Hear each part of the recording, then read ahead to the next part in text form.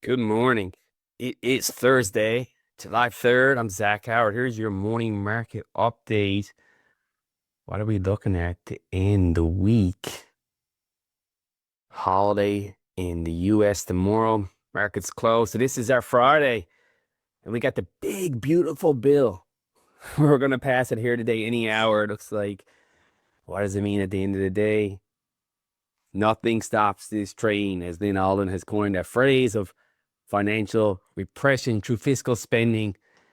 The US government is going to run it hot into the debasement, accelerating phase of all this fiat monetary Frankenstein experiment. Bottom line is the national debt that is just paper money, digital money created out of strokes on the keyboard, like ordering a pizza, is going to accelerate from here. Okay. GDP, the ratio is going to accelerate from here. The devaluation of that fiat money is going to accelerate from here. The benefactors are hard money. Mr. Bitcoin is going to lead the pack. Number two will be other hard assets like gold. People will begin to choose wisely where they want the money to go. That's why we're seeing acceleration in these Bitcoin treasury companies as this becomes reality. There's nothing stopping this train. It doesn't matter if you're left, right, red, blue, whatever team you're on. It's all the same team. I see Elon still tweeting out about he's going to start his own political party. Elon, do you not get the game? Do you not get the game that made you so successful? It's called the fiat money printer. That's why nothing stops this train, okay? US 2-year yield continues to price in Fed rate cuts, Jerome Powell and Trump having a big battle. Oh, I'm not going to do it. Yes, you are. No, you're not. No, you are. He is going to force the guy to either quit or he's going to install a shadow Fed. Bottom line is the government buy market is saying lower yields. The US 2-year yield continues to fall. They're going to ease into this acceleration in spending, ease into the acceleration in the economy in terms of growth. That is going to run the stock market even higher. It's going to run the higher beta trades even higher. That's what's happening. And Mr. Bitcoin, the king of all this, which is an alternative to all this madness, is trying to make an all-time high here today to end the week into the long weekend.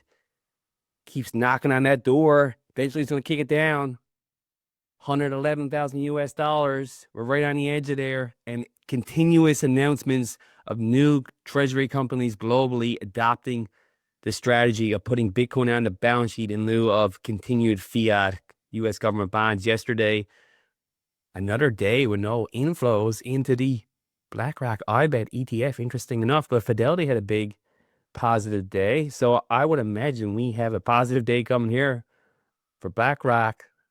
Does that catalyst that moves Bitcoin to the all-time high today?